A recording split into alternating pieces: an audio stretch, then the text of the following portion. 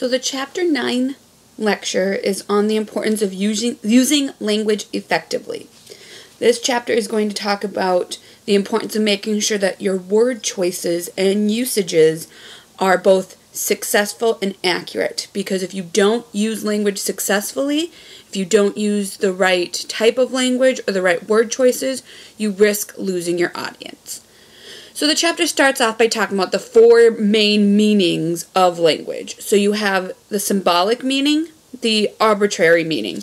What both of those have in common is they are different than the actual dictionary definition of a word.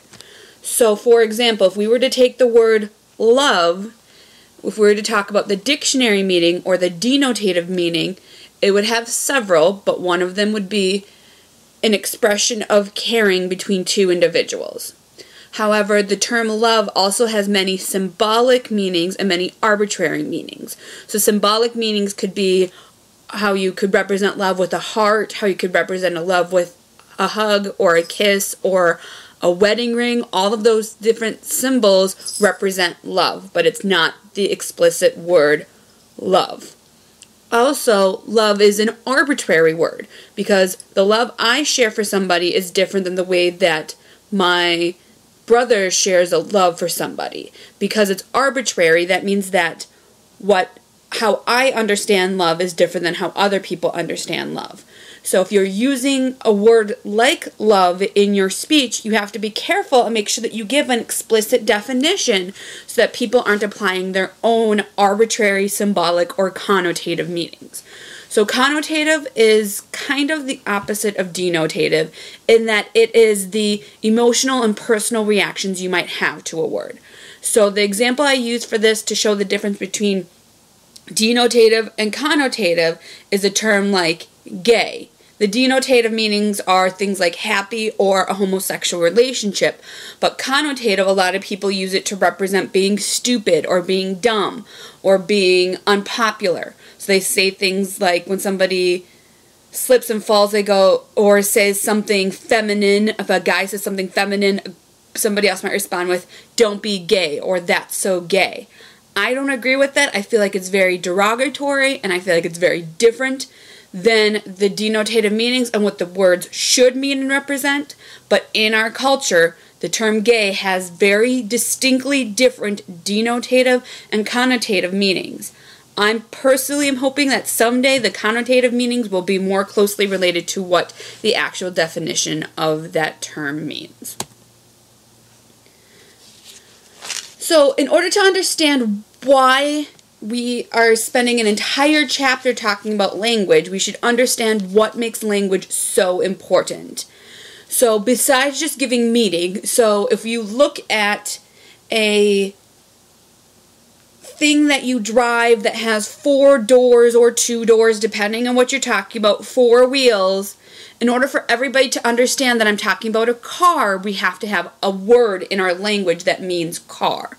So language gives meaning to everything. It helps us so that way when I use a word like wheel to describe a word like car, we know we're all on the same page and know that I'm talking about the round rubber thing that keeps the car, that allows the car to move down the road.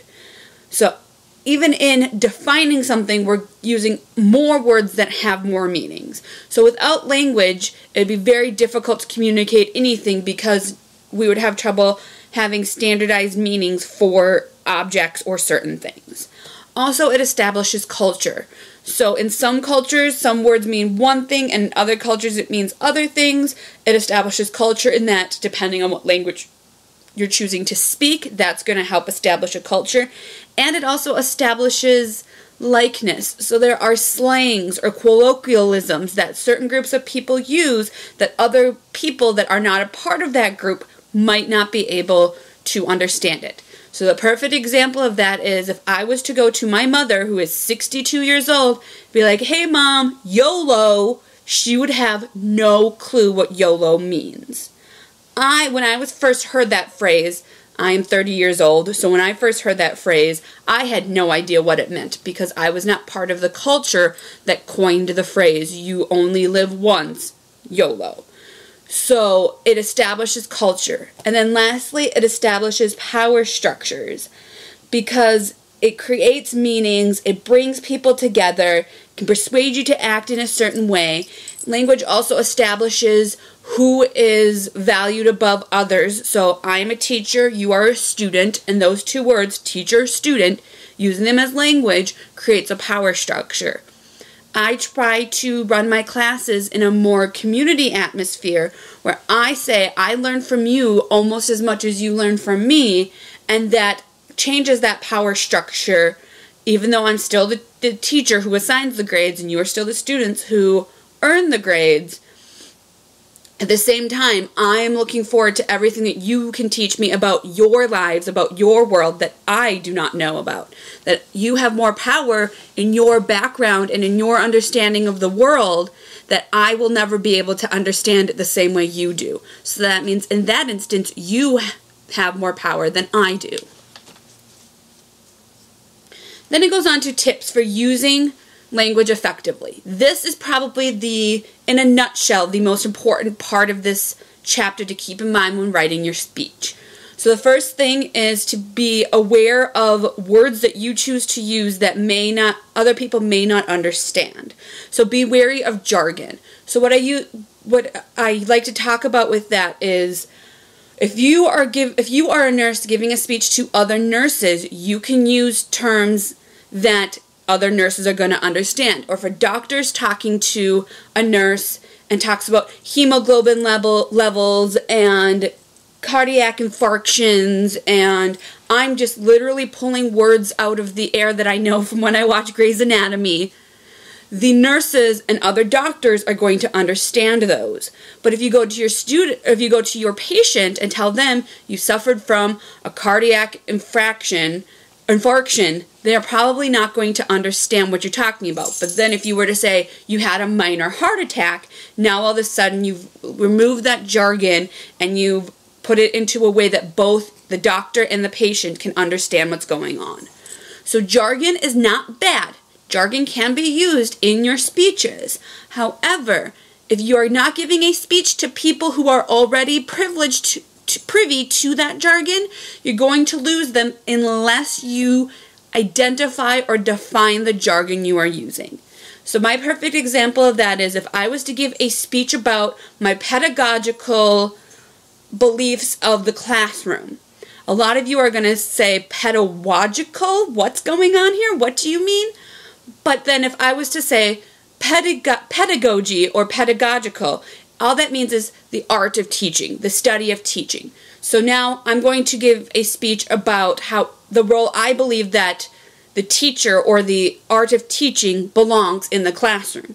Now all of a sudden we're all on the same page and I can move forward. And even as I move forward, if I want to continue to use pedagogy or pedagogical, you're going to be able to follow it because you now understand the definition. So the same goes for abbreviations and acronyms. So going back to that YOLO comment, if I did not break down you only live once, YOLO, YOLO, some people might not get what that acronym stands for. Or the same thing goes for abbreviations. It's amazing how many people know the term CPR but can't define what CPR stands for. Cardiopulmonary resuscitation, which that might not be as important as how to do CPR, but the bottom line is as soon as people start having to ask or try to figure out what words, what abbreviations, what acronyms you use and what they stand for, as soon as they start trying to figure those things out, they stop listening to you and you've lost your audience. On that same idea, make sure that you are correct in the information you are using, in the word choices that you're using, and that you are sticking to the same tenses, having good subject-verb agreements, that you are using words correctly. The book talks about the 4 most common errors people make in their language choices. And I get that when you're giving a speech that's not written out word for word, some of these things are going to happen occasionally, but so long as you keep these ideas in mind, it's going to assist in giving a speech that the audience will be able to follow and won't be concentrating on the fact that you had major grammatical errors in your speech. More tips for using language effectively. The next idea is to be specific. So this one is kind of a fine line, because if you get too specific, if you go into too much detail, your audience is going to get lost in the details. But if you're too broad in what you're talking about, they're going to want more information. So it's about finding that balance. But when you are looking at your word choices or your sentences or what you're going to write about, make sure that you are being concrete, that you are eliminating unnecessary words. A very common occurrence in papers are when people use due to the fact instead of the word because. They were interchangeable, but due to the fact took up more space and included a lot of unnecessary words. So just be wary if you are expanding or reiterating too much, or if you are bringing up the same point over and over and over again too much. It can get to the point where people are too distracted by the fact you are using the same thing over and over and over again. Also, making sure that you are speaking in an active voice. So with that, you want to make sure that you are keeping things as current and as present as you can, because that will keep people involved and engaged. Same thing, avoiding cliches and avoiding fillers. Overall, that's just talking about when you use too many of the cliches. I even use them from time to time, that's okay. But if your speech is completely overrun with all the different cliches that are out there, like live and learn, needless to say, without a doubt, before I knew it, then it gets to a point where it's things that the audience has heard so many times that they start to tune out. Avoiding fillers kind of goes along with eliminating unnecessary words. So anytime that you can shorten and get it more concrete and more specific, the better. And then also that is just another reminder of avoiding the vocal fillers or vocal pauses that we talked about in a previous lecture, the ums, the ahs, the you knows. This next one is probably one of my favorites and the one that I want to encourage you to do as much as possible, and that is be conversational in your speech. So what I mean by that is talk to us when you're giving your speech as if you're talking to your friends or your family members, or you're sitting down to dinner. Yes, you're standing. Yes, you have note cards. Yes, you have citations and things of that sort. But the more that you can give a one-on-one feeling, the more engaged the audience will be.